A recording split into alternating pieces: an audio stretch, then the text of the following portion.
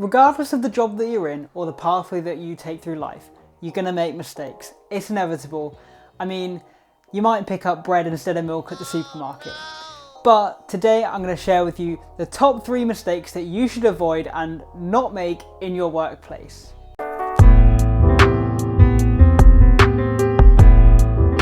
Hello and welcome to Max Talks, the channel where every Sunday I make videos to help you get to where you want to be. So let's jump straight into these mistakes. Number 1 is saying, I don't have enough time. Time really is just a lie. And one of my old colleagues told me a really important mind trick.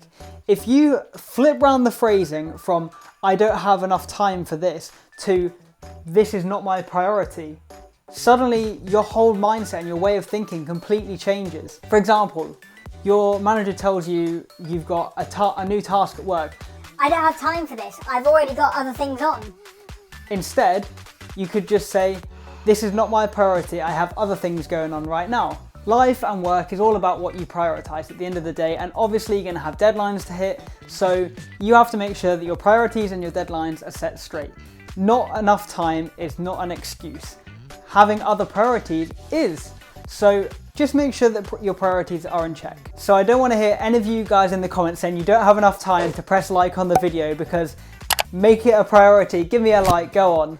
Number 2 mistake to avoid is being intimidated by people's job titles or status. In the working world, people like CEOs or managers or managing directors, they have all flashy important job titles, but at the end of the day, it all boils down to we're all people, we're all working, we're all humans, and when you're sending an email off or when you have an important meeting with a client, if you set aside the fact that they have an important job, suddenly the meeting becomes a lot easier. I certainly find that in my experience, when I've kind of met people, before I meet like a big CEO, I think, oh my God, this is really scary, because you don't know what they're going to be like, and you imagine that, you know, in order to get there, they've got to be angry or they've got to be scary.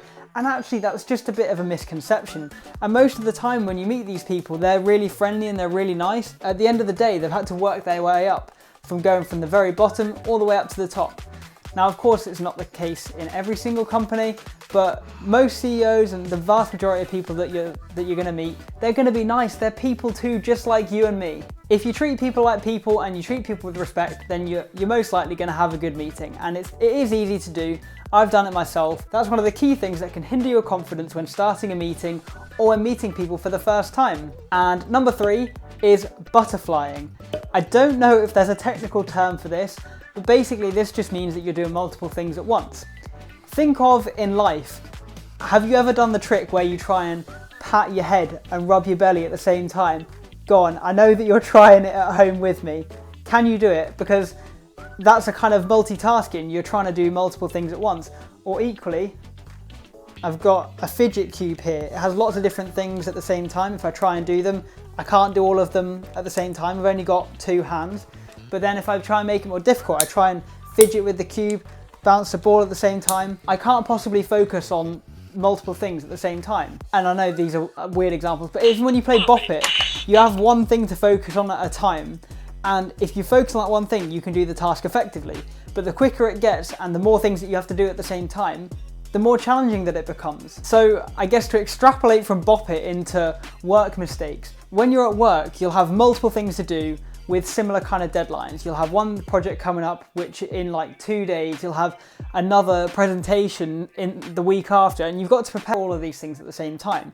Instead of trying to do a bit on this and a bit of that all at the same time, which is, I make this mistake too, make sure that you are prioritizing your time effectively. As I said earlier, not enough time is not an excuse. Have your priorities straight, set a list, do something which works for you. I mean, it works different for everyone else. I'm a real list person, so I'll have lists coming out of this ear and behind me and on the walls everywhere. They're just out of reach for this video. But instead of butterflying, have a laser-like focus. Focus on one thing at a time, complete the task, progress that task, and then move on to the next one. And suddenly, all of your problems go away. Okay, maybe it's not that simple. Hey, guess what? You made it to the end of the video, and my comment of the week for last week was by Evangelia, and she said, "This If you want a chance to be featured in next week's video, please comment the phrase lappy tappy, because why the hell not? If you enjoyed, please leave a like rating, leave a comment below with any thoughts that you have, subscribe for new videos every single Sunday, hit that bell for notifications, and I'll see you next Sunday. When you're at work, you will